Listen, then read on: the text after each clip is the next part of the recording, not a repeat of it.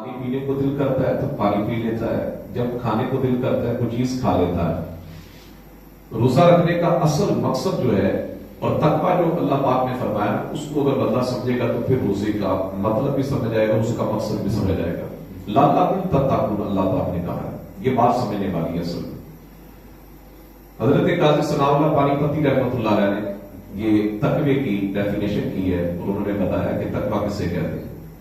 وہ کہتے ہیں کہ تقویٰ اس چیز کا نام ہے کہ اللہ پاک نے جس چیز کے کرنے کو حکم دیا ہے وہ انسان کرے، اور جس چیز سے اللہ پاک نے منع کیا انسان اس سے رک جائے، باز آ جائے۔ تو روزے میں بھی حقیقت میں یہ ہوتا ہے کہ اللہ پاک نے صبح صادق سے لے کر غروب آفتاب تک جب تک اللہ کا حکم نہ دے، سورج غروب نہ ہو جائے، تو اللہ پاک نے اہل ایمان کو یہ حکم دیا ہے کہ تم کھانے پینے، نفسانی خواہشات یا باقی جو بھی تمہارے دل کے اندر ایک خواہش اٹھتی ہے اس سے بعد رہنا، رکے رہنا جب تک اللہ کا حکم نہ آ جائے۔ روزہ اس چیز کا نام ہے۔ اب قرآن پاک میں جو میں نے آیت مبارکہ تلاوت کی ہے، اس کے علاوہ حدیث مبارکہ اور بے شمار حدیث مبارکہ ہے، رمضان کی فضیلت کے حوالے سے بھی اور روزے کی فضیلت کے حوالے سے بھی۔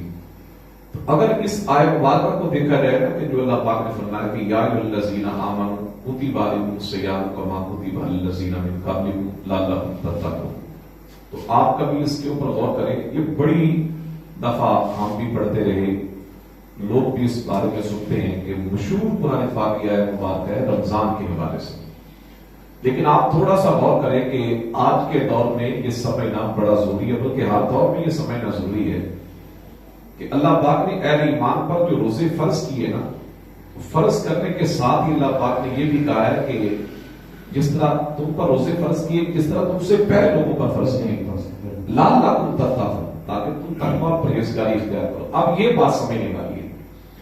آپ کبھی غور کریں کہ اللہ پاک نے اہل ایمان کو جو حکم دیا ہے اس کے ساتھ ہی پہلی قوموں کا ذکر کیا ہے۔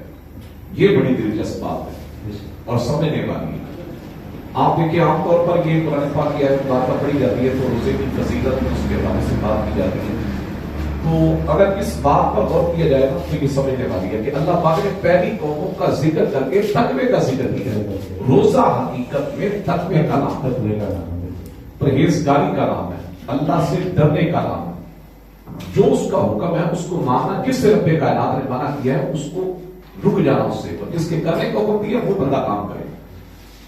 آپ پہلی قوموں کے واقعات اٹھا کر دیکھیں تو پھر اس آیت کا سمجھ آئے گی کہ اللہ پاک نے کیوں حکم دیا اہل ایمان کو۔ ویسے آپ بے شمار آیات بینات پڑھیں، اس میں اللہ پاک نے اہل ایمان کو کہا کہ یہ کرو، یہ کرو، یہ کرو، فلاں فلاں، لیکن روزے میں اللہ پاک نے ساتھ یہ کہا کہ تم پر اس طرح روزے فرض کیے گئے جس طرح پہلی قوموں پر فرض کیے گئے۔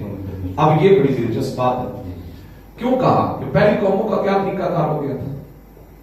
یعنی روزے کے اندر ادل بدل کر لینا، اللہ کے حکام کی نافرمانی کرنا۔ گرمیوں کے اندر وہ روزے ہیں تو اس کو دنوں کو تبدیل کر لینا، مہینوں کو تبدیل کر کے، یعنی اللہ کی نافرمانی کر کے یہ کہنا کہ فلاں مہینہ ہے، یہ فلاں مہینہ ہے۔ گرمیوں کے اندر آگے تو اس کو لے کر لمبا کر کے سردیوں کی طرف لے گئے تاکہ چھوٹے دنوں اس وقت روزہ رکھا جائے، کوئی مسئلہ نہیں۔ اصل یہ تھا۔ اسی طرح اللہ پاک نے فرمایا کہ یا ایھا الذین آمنوا کتب علیکم الصیام کما کتب علی الذین من قبلکم لعلکم تتقون، ساتھ ہی تتقون کہا کیونکہ ان لوگوں نے تقوی اختیار نہیں کیا تھا۔ وہ جو تقوی کا ایک طریقہ کار محدثین نے بیان کیا ہے، مفسرین نے بیان کیا ہے، ان قوموں نے اس کو چھوڑ دیا۔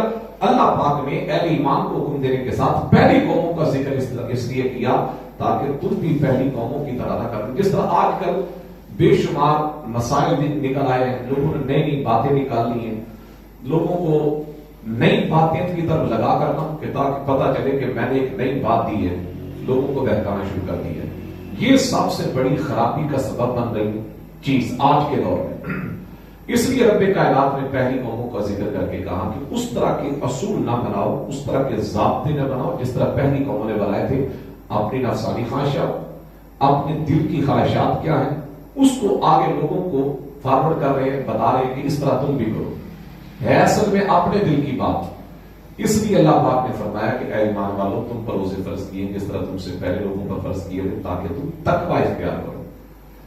روزہ اسی چیز کا نام ہے کہ اپنی خواہشات کو پس پشت ڈال کر اللہ پاک نے جو حکم دیا ہے اس کو مانا جائے۔ بس فضیلت کے اعتبار سے دیکھا جائے تو روزے کی یا ماہ سیام کی بڑی فضیلت ہے. حضور نبی اکرم صلی اللہ علیہ وسلم کا فرمان ذیشان ہے.